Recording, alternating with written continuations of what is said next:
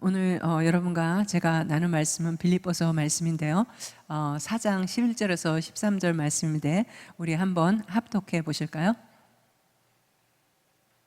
내가 궁핍함으로 말하는 것이 아니니라. 어떠한 형편에든지 나는 자족하기를 배웠노니 나는 비천에 처할 줄도 알고 풍부에 처할 줄도 알아. 모든 일 곧 배부름과 배고픔과 풍부와 궁핍에도 처할 줄 아는 일체의 비결을 배웠노라. 내게 능력 주시는 자 안에서 내가 모든 것을 할 수 있느니라. 아멘. 여러분 혹시 학교 다니실 때 어니스트 해밍웨이라는 작가 이름 들어보셨죠? 그 작가가 노인과 바다라는 유명한 소설을 썼습니다. 그 소설의 내용은 한 사람의 그 집념과 끈기 그리고 수고가 동시에 나타나는데, 이 주인공인 산티아고가 바다에 나간 지 2달이 넘도록 아무것도 잡지 못했습니다. 완전히 헛땅을 치다가 마침내 아주 커다란 청새치라는 그 휘치를 낚게 되는데요. 그래서 산티아고는 그 청새치를 배 위로 끌어올리기 위해서 엄청 노력을 하는데, 하지만 그 청새치의 무게가 자그마치 얼마냐 하면 500kg였고 또 길이는 6m나 되는 그러한 고기였어요. 그래서 오히려 그 자기 배가 청새치에게 끌려가는 그런 고투를 겪다가 결국 생각한 게 배 옆에 매달고 이제 지친 몸을 이끌고 자신이 출발했던 그 항구로 다시 귀향하는 그런 스토리입니다. 그런데 그 귀향하는 길에 그렇게 막 몇 시간 만에 정말 고기를 낚았는데 더 큰 어려움을 겪게 되는 거예요. 그게 뭐냐면 청새치의 이 냄새를 기가 막히게 맡은 상어떼가 습격을 하게 된 거예요. 산티아고는 다시 사력을 다해서 상어떼를 물리치는데요. 그렇게 상어떼를 그냥 물리친 뒤에 청새치를 이렇게 내려다봤는데 보니까 완전히 허무감에 사로잡히게 됐는데, 그게 뭐냐면 언제부터인지 모르는데 청새치는 뼈만 앙상하게 남았더라는 거예요. 예, 막 사투를 벌이면서 상어는 자기 할 일 다 한 것도 다 뜯어먹은 거예요. 이 해밍의 이 작품을 통해서 삶이 허무하다는 것을 말하고 있는 것이겠죠. 이 소설을 통해서 우리의 삶의 자리에 하나님이 계셔야지, 하나님이 빠지면 결국은 허무가 그 중심을 차지한다는 겁니다. 그래서 사람들은 이러한 허무에 빠지지 않기 위해서 자신의 욕망을 세우기 위해서 능력을 소망하기를 원한다는 거예요. 그 능력이라는 게 각자마다 다르겠지만 돈도 될 수 있고 명예도 될 수 있고 얼굴 이쁜 거 그런 것도 다 이제 소망하게 되는 거죠. 그런데 이 욕망의 뿌리를 보면은 뭐냐면 탐심이라는 거죠. 이 탐심이라는 단어는 헬라어로 에피뚜미아라는 단어인데요. 목숨을 걸고 역방향, 반대 방향으로 욕망으로 질주하는 그런 인생. 그래가지고 마치 죄에 먹혀버린 그런 아주 그냥 모습이라는 거죠. 그래서 그러한 모습으로 욕망을 갖게 되면 하나님을 향해서도 살기를 거부하고 십자가에서 죽지도 않고 거세게 죽음을 향해 드라이브를 걸고 열정적인 욕망으로 질주하는 이 자해의 근원적인 타락한 마음의 모습이라는 거죠. 그래서 죽음으로 돌진하는 이 모습을 그린 처참한 단어가 바로 욕망이라는 이 에피뚜띠아라는 단어라는 것입니다. 그러면 이 탐심은 어디서 시작했느냐? 자신이 가진 것에 대한 가치를 인식하지 못하는 그런 부족함에서 시작한다는 것입니다. 내가 얼마나 소중한 존재인지, 내가 가진 거, 내 자녀가 얼마나 귀한 건지, 내가 지금 누리고 있는 게 얼마나 귀한 건지, 내 남편이 얼마나 귀한지, 내 아내가 얼마나 귀한 건지, 내 직장이 얼마나 귀한 건지, 내가 가진 것에 대한 부족감으로 시작된다는 거예요. 그럼 우리가 내가 탐심이 있는지 어떻게 인식하느냐?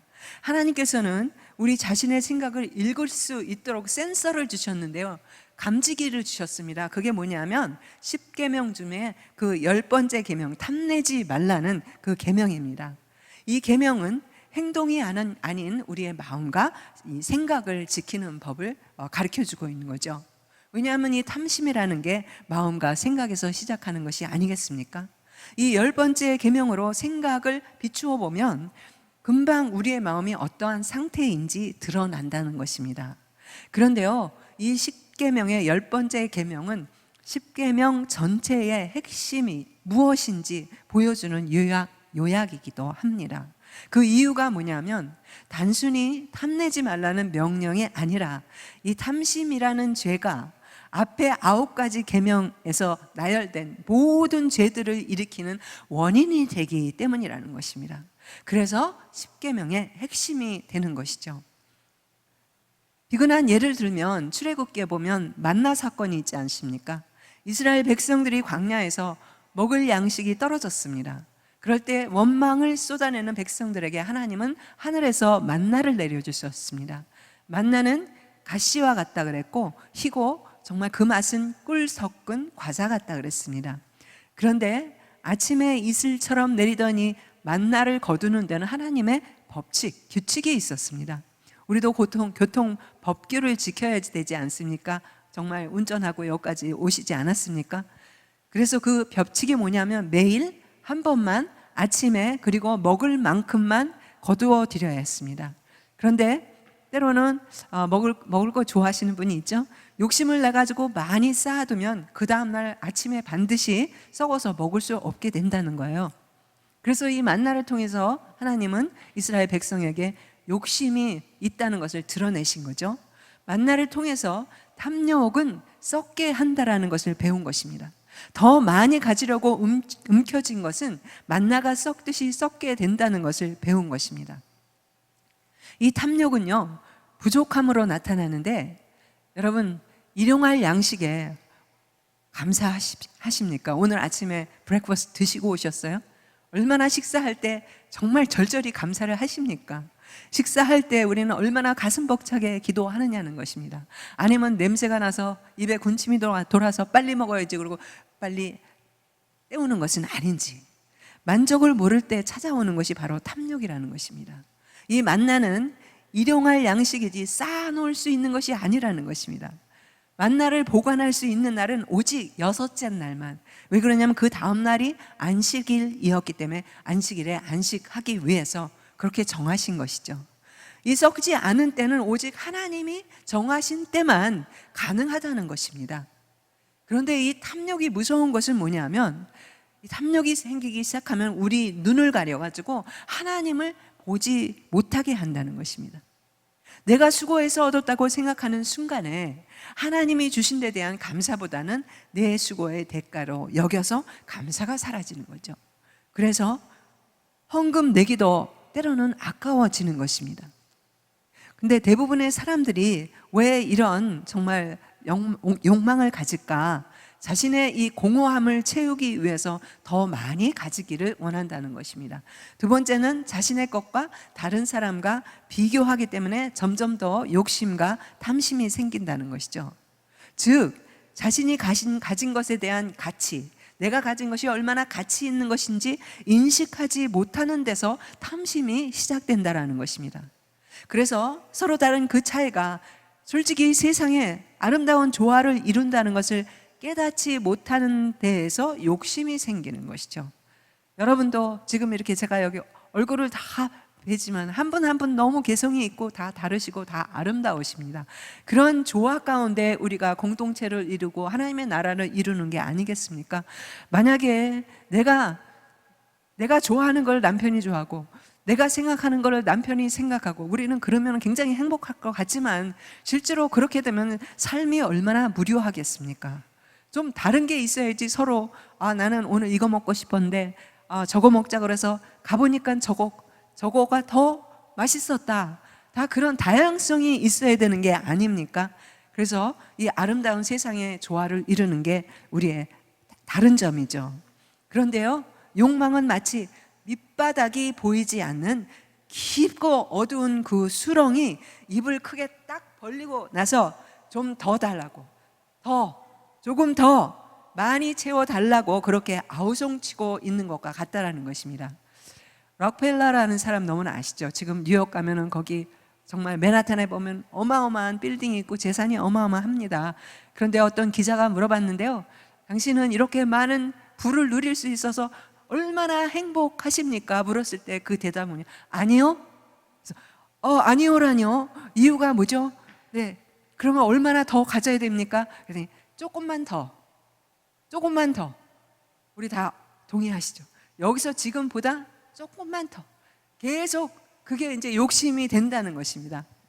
그래서 오늘 본문 말씀에 보니까 사도 바울은 자신이 깨달아 찾은 그 자족감을 이렇게 오늘 말씀으로 고백하는데, 내가 비천에 처할 줄도 알고 풍부에 처할 줄도 알고 모든 일에 배부르기도 하고 배고픔도 당해봤고 풍부와 궁핍에도 일체의 비결을 배웠다고 고백하지 않습니까? 네. 우리가 매일 삶에서 하나님을 그야말로 요즘 젊은 사람들 얘기로 진하게 만나는 경험을 하지 못하는 사람은 늘 부족감에 시달릴 수밖에 없다는 것입니다. 자신의 존재 자체의 그 소중함, 이 귀중함을 깨달은 사람은 구태여 다른 것이 필요하지 않습니다. 매일마다 하나님께 은혜를 그렇게 받으면요, 하루 동안 직장에 나서 안 좋은 일이 있어도 화낼 일이 없고 그냥 흥얼거리고 기쁜 마음으로, 감사한 마음으로 여태 사람이 잘못해도 그냥 넘어갈 수 있고 그런 게 아니겠습니까? 그런 사람은 외로워하거나 또 타인의 인정이 필요치 않습니다. 남의 관심을 가질 필요가 없다는 것입니다. 그리고 자신이 이 우주와 이 세계에서 단 하나밖에 없는 유일한 귀한 존재라는 사실을 인식한 사람은 탐욕을 가질 필요가 없다는 것입니다. 그런데 뒤돌아보다가 소금 기둥이 된 이 롯의 아내의 이야기는 우리에게 이 탐욕의 끝이 무엇인지 우리에게 말해주는 것이 아니겠습니까? 더 가지려다가 움켜쥐는 것은 다 썩어 없어진다는 것에 대한 이야기가 아니겠습니까? 이 탐욕은 우리로 점점 죽어가는 이 소금 기둥이 되게 한다는 거죠. 마음도, 또 우리의 마음도, 우리 심신도 멸망해가는 이러한 죄악의 도시 소돔을 바라보면서 허무하게 서 있는 소금 기둥, 그야말로 처절하지 않습니까? 그러나 오늘도 우리의 마음이 탐욕으로 소금 기둥처럼 굳어져 가는 것은 아닌지 오늘 말씀을 통해서 우리 자신을 돌아보기를 원합니다. 이 소금 기둥처럼 욕심으로 마음이 굳어져 가는지 모르고 사는 사람이 너무나 이 땅에 많다는 것입니다. 모든 범죄가, 모든 문제가 다 그래서 생기는 게 아니겠습니까? 이 탐내지 말라는 계명은 오늘도 우리의 생각과 마음을 환하게 드러내주고 있습니다. 그래서 바울은 탐심을 우상으로 보았습니다. 골로새서 3장에 보면 탐심은 우상숭배라고 했습니다. 이 바울이 말한 대로라면 우리는 의식하지 못하는 많은 우상들을 품고 사는 것이 아닌지, 팀 켈러의 유명한 작가인데 그가 쓴 서적에 내가 만든 신이라는 서적이 있습니다. 우리의 마음에 은밀하게 파고든 우상들이 있다라는 것입니다. 6가지로 나누었는데요. 첫 번째, 평생 소원, 그것이 우상이래요. 사랑도 우상이고 돈도 우상이고 성취도 우상이고 권력과 문화, 종교, 바로 이러한 것들인데, 무엇이든지 우리가 뭔가를 봤을 때 마음 깊은 곳에서 다음과 같이 말한다면 그게 곧 우상이라는 거죠. 예를 들면 첫 번째, 내가 저것만 있으면 내 삶의 의미가 정말 좋아질 텐데, 달라질 텐데. 두 번째는 나도 가치 있는 사람이 정말 될 거야, 그런 마음. 내가 중요해지고 안정감이 들 거야, 저것만 있으면, 저 사람만 있으면.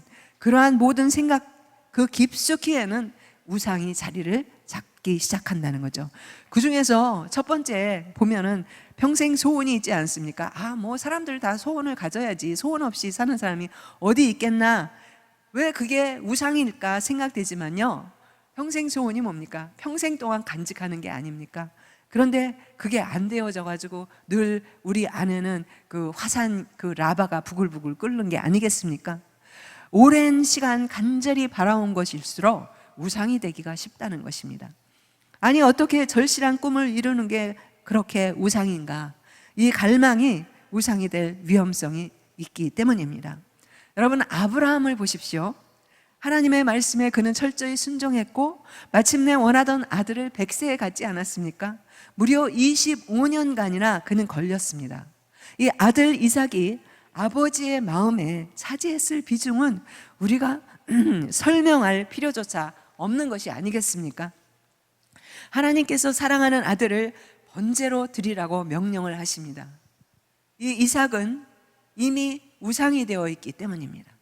우상 숭배는 아브라함에게 화를 불러오기 때문에 이런 관점에서 본다면 하나님의 이 명령은 저주가 아니고 아브라함에게는 은혜였던 것입니다.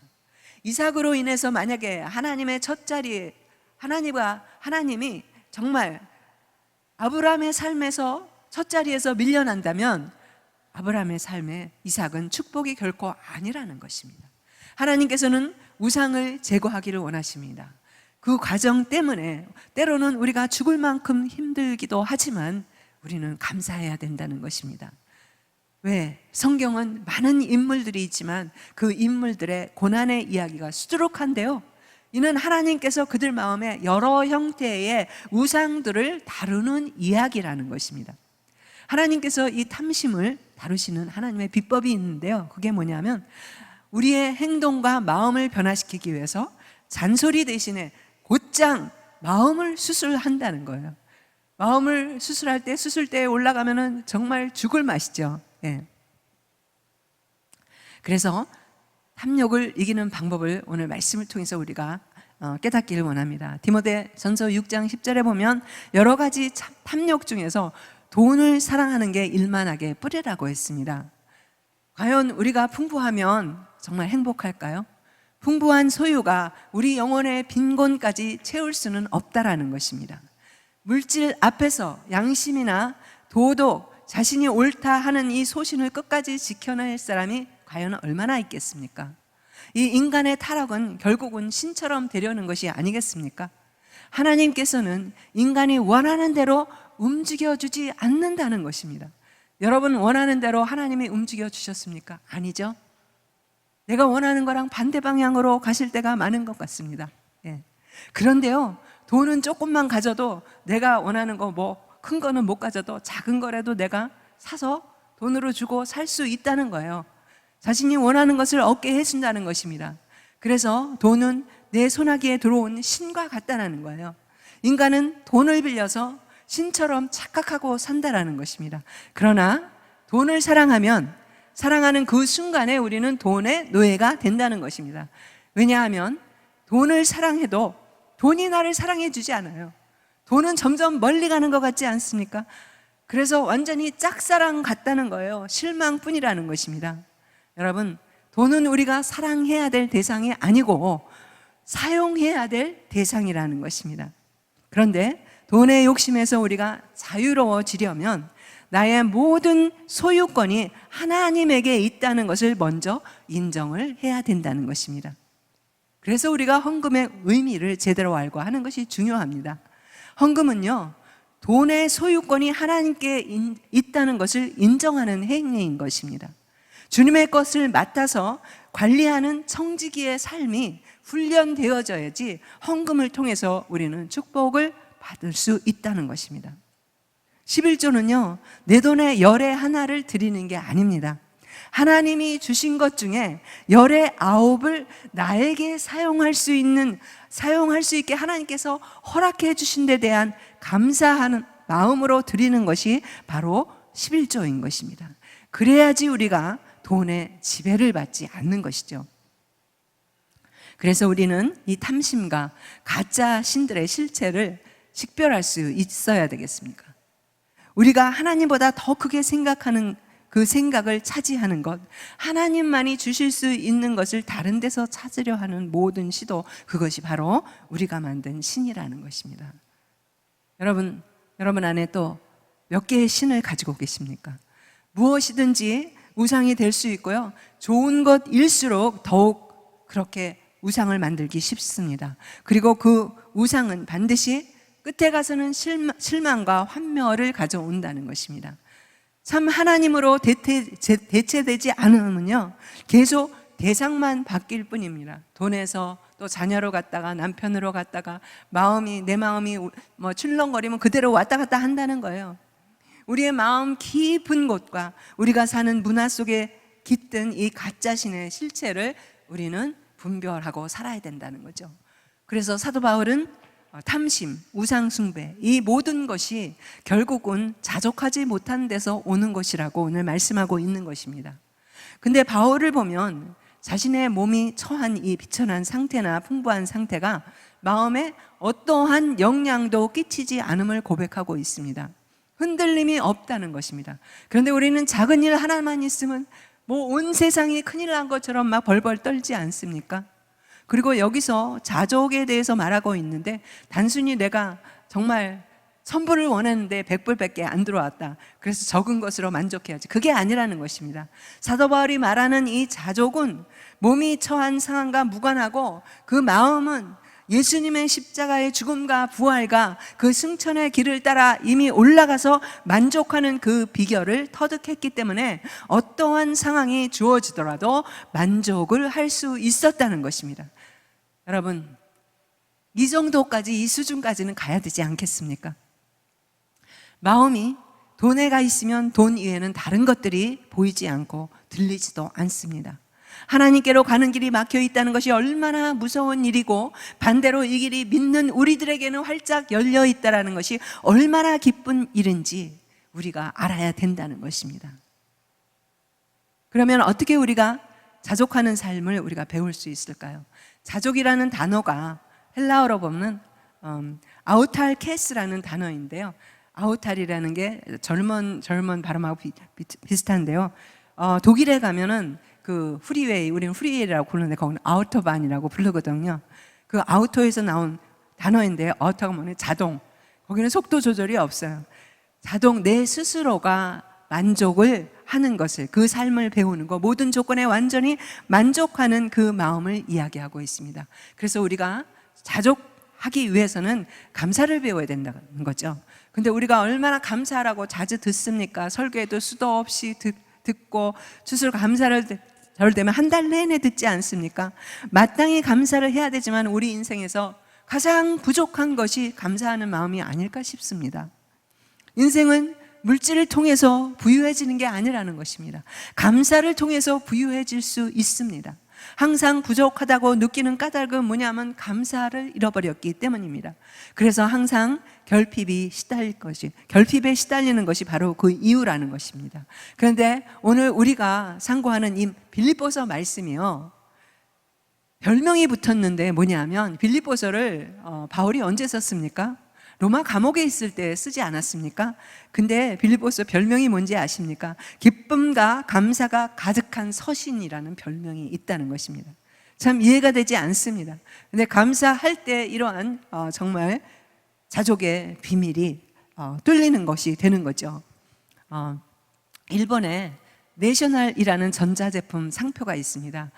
요즘은 뭐 소니나 그런 것도 좀 한국 뭐 현대 삼성이나 그런데 좀 따라오지 못하는 그런 경향이 있는데, 옛날에는 내셔널 그러면요, 전자제품으로 뭐 메이드 인 재팬, 일제 그러면 아주 그냥 우리 부모님 사이에서는 최고로 그렇게 여기는 상표였습니다. 이 창업자가 미스시타 노고스케라는 분인데 94세의 나이로 죽기 전에 한 직원이 질문을 했어요. 회장님은 어떻게 해서 이처럼 크게 성공을 하셨습니까? 이 질문에 다음과 같이 대답을 했는데요. 3가지 하늘의 은혜를 입고 태어났다면서, 첫 번째, 가난 속에서 태어났기 때문에 자기가 부지런하지 않고서는 잘 살 수 없다는 사실을 일찍 깨달았다고. 두 번째는 뭐냐면, 약하게 태어난 덕분에 건강의 소중함을 일찍이 깨달아 몸을 아끼고 건강을 힘써서 지금 90이 넘었지만 30대 건강으로 겨울철에도 냉수 마찰을 한다고 합니다. 여러분 중에 지금 30대 계신 분 냉수 마찰 하실 수 있습니까?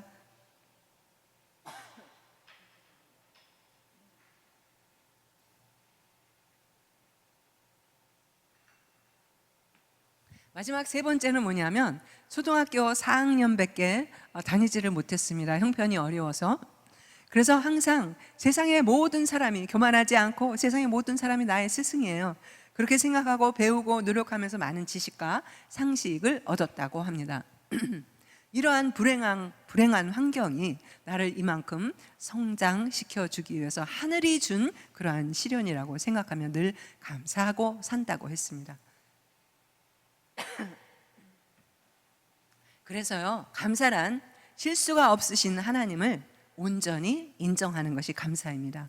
또한 감사란 이런 점에서 어떤 조건이나 상황이나 환경이라기보다는 하나님을 향한 우리의 마음의 자세라고 할 수 있습니다.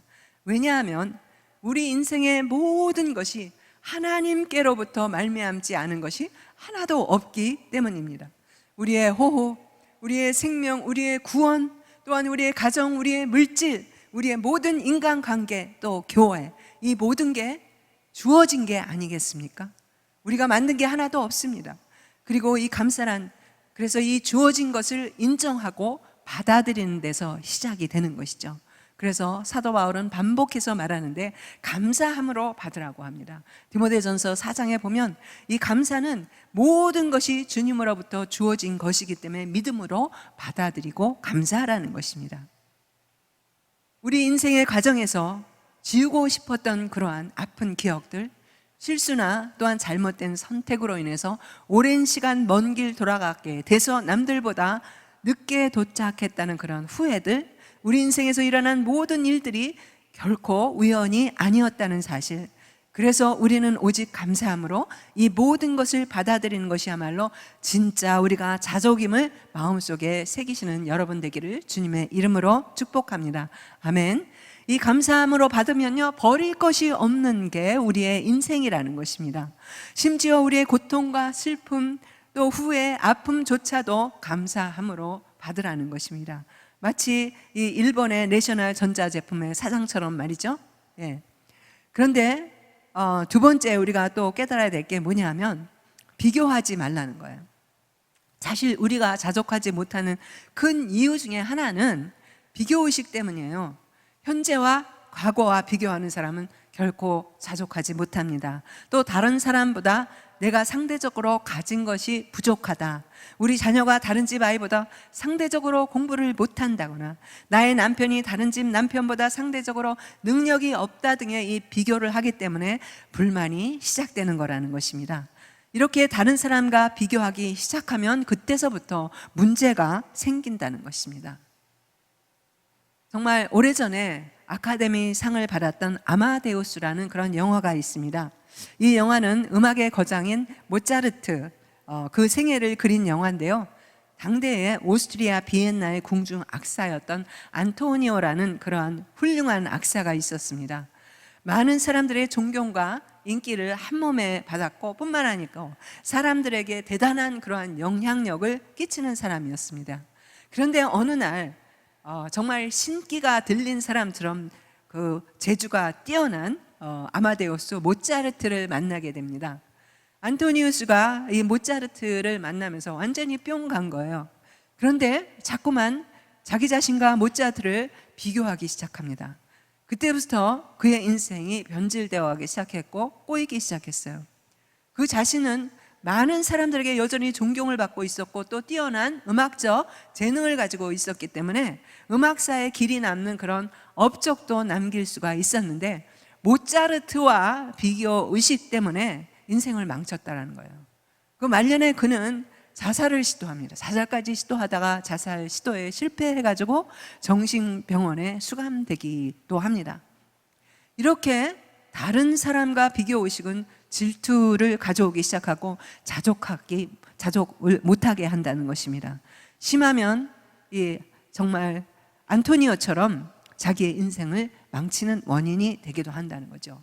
또 현재를 과거와 비교하는 사람은 자족하지 못하는데요, 자꾸 지나간 과거를 들먹이면서 왕년에 그렇게 말하는 사람 많잖아요. 한때 내가 잘 나갔다, 또 내가 한국에서는 이랬어, 내가 결혼하기 전에는 수많은 남자들이 나를 좋아했다, 이렇게 현재와 비교하다 보니까 후회하고 불평만 하게 되는 것이죠. 여러분, 현재의 삶에 감사하고 자족하는 삶을 살려면 과거와 비교하지 마시기 바랍니다. 이 지나간 과거가요, 여러분의 현재를 보장해 주지 않는다는 것입니다. 이 사도 바울은요, 다메섹 도상에서 예수 그리스도를 만난 후에 그의 삶의 기준이 완전히 바뀌었습니다. 한번 생각해 보십시오. 사실 바울은 부족한 것이 없이 자랐던 사람입니다. 당시 세계를 호령하던 로마 제국의 시민권을 가지고 있었습니다. 당대 최고의 명성을 날리던 가말리알 그 선생 밑에서 최고의 교육을 받았습니다. 웬만한 대학의 석자 교수직은 완전히 보장될 만큼 그런 좋은 배경을 가지고 자랐습니다. 그런 그가 로마 감옥에 갇힌 상황은 과거에 그가 상상조차 하지 못하는 그런 일이었지 않겠습니까? 인간적으로 보면 자존심이 상하기도 하고 억울한 일이었을 것입니다. 그런데 그가 감옥 안에서 내가 자족을 배웠노라고 고백하지 않습니까? 내가 일체의 비결을 배웠노라고 하지 않습니까? 그는 자신의 처지를 과거 그의 삶과 비교하지 않았습니다. 또 그렇다고 다른 사람들과, 잘 나가는 사람들과 비교하지도 않았습니다. 여러분, 여러분의 남편을, 여러분의 아내를 자꾸 다른 집 남편과 다른 집 아내와 비교하지 마시기 바랍니다. 후회한다고 이제 물을 수도 없습니다. 여러분, 가장 안타까운 사람이 결혼 전에 사귀던 사람을 그리워하는 사람입니다. 저는 그런 사람 봤습니다. 그런데요, 그 삶이 결국 행복하지가 않아요. 그러면 옛날에 사랑하던 그 사람 감정이 다시 되살아납니까? 그 사람이 여러분의 인생을 책임집니까? 아닙니다. 이미 끝났습니다. 이미 끝났습니다. 비교는 여러분이 연애할 때 충분히 했어야 됩니다. 결혼식을 올려놓고 이제 와서 그때 그 사람과 비교해서 무슨 소용이 있겠습니까? 과거를 그리워할 시간이 있으면 현재 삶을 사랑하시기 바랍니다. 그때 그 사람을 그리워할 시간이 있으면 지금의 남편에게 잘하시기 바랍니다. 지금의 아내에게 한마디라도 잘해주시기 바랍니다. 자족할 수 있는 비결은 나의 현재의 삶을 과거와 비교하지 않는 데서 시작할 수 있는 것입니다. 사도 바울은 빌립보 교회 성도들에게 보내는 편지를 마무리하면서 여기서 일체의 비결을 배웠다고 합니다. 이 일체의 비결이 도대체 뭘까요? 영어 성경에 보니까 쉽게 나오는데 In any and every situation으로 번역이 되어 있더라고요. 다시 말해서 그는 어떠한 환경에 처하든지 모든 상황 가운데에든지 자족할 수 있는 비결을 배웠다는 것입니다. 에릭 프롬이라는 심리학자가 행복은 소유에 있지 않고 존재에 있다라고 말했습니다. 여러분, 나야가라 폭포 아시죠? 그런데 나야가라 증후군이라는 말이 있습니다. 이 말이 무슨 뜻이냐 하면 소망이나 목적이 없이 살아가는 사람들의 삶을 나타내는 말인데요, 인생은 그야말로 강물과 같다고 하지 않습니까? 그래서 많은 사람들이 어디로 닿겠다는 구체적인 생각이 없이 남들이 살았니까, 남들이 학교 가니까, 남들이 결혼하니까, 남들이 애 낳으니까 강물이 흘러가듯이 그렇게 구체적으로 생각 없이 그렇게 뛰어들고 살아간다는 것입니다. 그리고 그 속에서 이런저런 사건을 만나고 사고를 만나면서 두려움에 떨기도 하고 도전을 하기도 합니다. 그런데 인생의 정말 그 강이 갈라지는 분기점이 다가오는데도 자신이 가고자 하는 곳이 어디인지 어느 방향인지조차 모른다는 것입니다. 그저 강물에 몸을 의지하고 떠밀려가듯이 흘려갈 뿐입니다. 자신의 인생의 목적과 가치가 아니라 환경의 지배되어 따라 그저 흘러가는 대로 살아간다는 것입니다.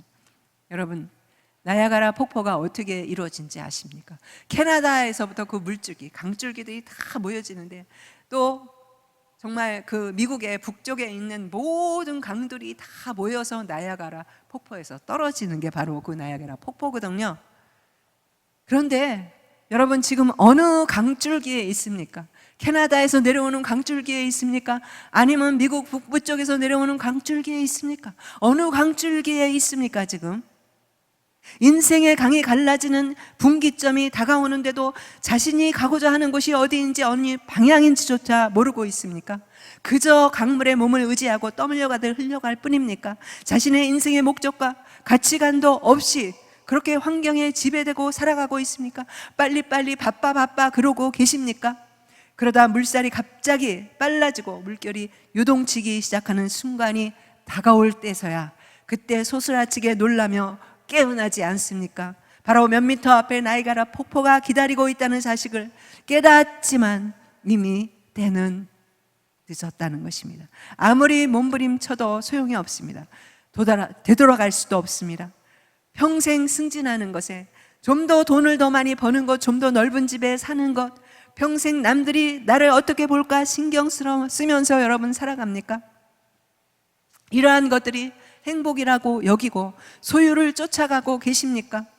그러던 어느 날 그냥 한번 받아보지, 병원에서 계속 오라고 그러니까 건강검진 했는데 의사가 심각한 결과를 말하면 그때서야 그동안 내가 뭐하고 살았지? 내 인생이 이렇게 폭포 아래로 떨어지고 마는 것인가 하고 괴로워하고 후회하지 않습니까? 여러분, 신앙생활을 하는 것은 인생의 끝에 후회하지 않기 위해서 하는 것이 아니겠습니까? 신앙생활을 하고도 인생의 끝에 가서 허무하다면 그것은 헛한 것이 아니겠습니까? 헛살은 거죠. 우리가 이 땅에서 그렇게 살다가 죽으라고 예수님께서 십자가에서 우리 대신 못 박혀 돌아가신 게 아니라는 것입니다. 우리의 삶을 행복하게 하시려고 십자가의 구원의 은혜를 베푸셨지 않겠습니까? 우리의 존재 자체를 완전히 바꾸시기 위해서, 축복으로 바꾸기 위해서 십자가에 돌아가신 게 아니겠습니까? 우리는 어느 시대보다도 더 풍족한 세상에 살고 있지 않습니까? 그러나 불만은 가장 많은 그러한 사회에 살고 있습니다. 늘 다른 사람과 비교하며 뭔가 채워지지 않은 채 살아가고 있지 않습니까? 무엇이 바울로 하여금 자족의 비결을 배울 수 있게 했을까요? 하나님의 관점으로 내 삶을 바라보았기 때문에 바울은 만족했습니다. 내 관점이 아닙니다. 남편의 관점이 아니고 아내의 관점이 아니고요, 그 누구의 관점도 아니고 하나님의 관점으로 자기의 삶을 보았기 때문에 만족했던 것입니다. 바울은 쉽게 말해서 영원한 것에 집중하려고 비본질적인 것을 다 내버리지 않았습니까? 더 많이 가지고 더 많이 누리는 것을 바라는 욕망은 삶의 본질이 아니다라는 것입니다.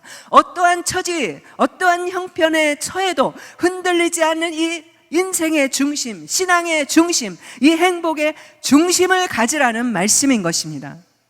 진정한 만족을 누리려면, 이 자족의 비결을 배우려면 모든 것이 하나님께 속해 있다는 사실을 기억하라는 것입니다. 왜냐하면 하나님은 섭리하시는 하나님이기 때문에. 섭리하시는 하나님 또 뭐지? 바울은요, 이 하나님의 섭리를 확신했습니다. 그냥 대충 안 게 아니고 완전히 확신했어요. 이 섭리를 나타내는 단어가 영어로 보니까 providence라는 단어인데요, 라틴어로 보니까 프로하고 비데오. 여러분, 그러면 이게 무슨 뜻인지 벌써 감이 잡히죠? 프로, 비데오. 복합어로서요, 하나님께서 앞질러서 그것을 보신다는 것입니다. 단순히 보기만 하는 것이 아니고 당신의 뜻을 이루기 위해서 환경과 상황에 맞게 필요한 것을 설계하고 계시는 분이라는 것입니다. 이 말이 뭐겠습니까? 여러분의 섭리하시는 하나님이 여러분의 인생을 이미 계획하시고 그것을 지금 너무 훌륭하다, 이것을 내가 언제 허락하지? 그리고 바라보고 계신다라는 것입니다. 아멘. 믿으시기 바랍니다. 그러니까 어떠한 고난이 와도 자족할 수 있었던 거예요. 두 번째, 하나님의 능력을 확신했는데요, 맨 마지막에 말씀에 뭐라 그랬어요? 내게 능력 주신 자 안에서 내가 모든 것을 할 수 있다고 그러지 않았습니까? 여러분, 신앙으로 산다는 것이 바로 이것이 아니겠습니까? 전능하신 하나님의 힘을 내가 힘입고 산다는 것, 곧 그리스도로 말미암아 내가 모든 것을 할 수 있다는 것. 그리스도인은 그래서 하나님의 섭리, 하나님의 능력, 하나님의 약속이 자족의 근거임을 알고 체험하고 고백하는 자가 아니겠습니까? 우리가 인정하든지 인정하지 않든지 우리가 하나님의 섭리를 더 많이 이해할수록 항상 살아계신 하나님의 임재 속에 우리 안에는 만족이 넘치는 삶을 살 수 있게 된다는 것입니다. 하나님의 길과 방법을 우리가 다 헤아릴 수는 없지만 누가 나의 모든 인생을 미리 정하셨는지 여러분은 분명히 아시라는 것입니다. 누가 정하셨어요? 내가 정했어요? 남편이 정했어요? 우리 부모님이 정했어요? 아니에요. 하나님이 정했습니다. 섭리하시는 하나님이 가장 좋은 것으로, 가장 최선의 것으로, 마스터피스로 정하셨다는 것입니다. 그 그림 붙잡으시기 바랍니다. 결과적으로 우리는 바람과 파도가 험하게 몰아치는 바다 한가운데에서도 배 위에 승선해 있는 어린아이처럼 평화롭게 살 수가 있는 것이죠. 만약 누군가가 그 아이에게 어떻게 그렇게 고요함으로 유지할 수 있느냐고 묻는다면 이렇게 답하지 않겠습니까? 내 아버지가 선장이시거든요. 이렇게 우리도 대답할 수 있었으면 참 좋겠습니다. 이 하나님의 섭리에 대해서 제가 정말 더 구체적으로 여러분에게 나눌 게 뭐냐면, 하이델베르그 요리 문답에 보면 이게 뭐냐면, 이게 갑자기 뭐지? 여러분 그러시는 분, 기독교인들의 그 기독교의 신앙 고백서입니다. 129개의 문답으로 되어 있는데요. 그 중에서 26번째 이 문답이 뭐냐면, 우리 주 예수 그리스도의 영원하신 아버지께서 아무것도 없는 중에서 하늘과 땅과 그 가운데 있는 모든 것을 창조하셨고, 또한 그의 영원한 작정과 섭리로서 이 모든 것을 여전히 보존하고 다스리심을 믿으며, 이 하나님께서 그의 아들 그리스도 때문에 나의 하나님과 나의 아버지가 되심을 믿습니다. 아멘. 그리고 그분을 전적으로 신뢰하기 때문에 그가 나의 몸과 영혼에 필요한 모든 것을 채워주시고, 이 눈물 골짜기 같은 세상에서 당하게 하시는 어떠한 악도 협력하여 선을 이루시게 하실 것을 나는 조금도 의심치 않습니다. 그는 전능하신 하나님이시기에 그리하실 수 있고, 신실하신 아버지이기 때문에 그리하시기를 원하십니다. 이것이 우리 기독교인의 신앙 고백입니다. 우리 교회 교단의 교단의 교리에 들어가 보면 이것이 나와 있습니다. 주권자이신 하나님은 예수 그리스도 안에서 그의 자녀들을 인생의 모든 상황 속에서 마치 아버지가 그 자식에게 하듯이 불쌍히 여기시고 보호하시고, 때로는 훈계하시지만 영원히 사랑하신다는 것입니다. 아멘. 예. 확신하건대 하나님은 자녀인 우리들을 위해서 지금 여기 오늘이라는 이 현실 속에서 공급자 되실 뿐만 아니고, 그분의 상속자인 우리를 이후로부터 영원히 채워주실 것이라는 것입니다. 아멘. 예. 하나님은 이 섭리신앙, 이 하나님의 이 섭리신앙은 사단의 모든 공격으로부터 우리를 막아주는 방패가 된다는 것입니다. 유명한 설교가 워렌 위어스비라는 사람이 이렇게 얘기했습니다. 이 자족하는 마음을 가리켜서 온도 조절기와 같다고 했습니다. 그리고 그는 오늘을 살아가는 대부분의 사람들은 온도 조절기가 아니라 온도계와 같은 삶을 살고 있다고 말했습니다. 이 차이점이 뭐냐 하면, 온도계는 어떤 특성이 있습니까?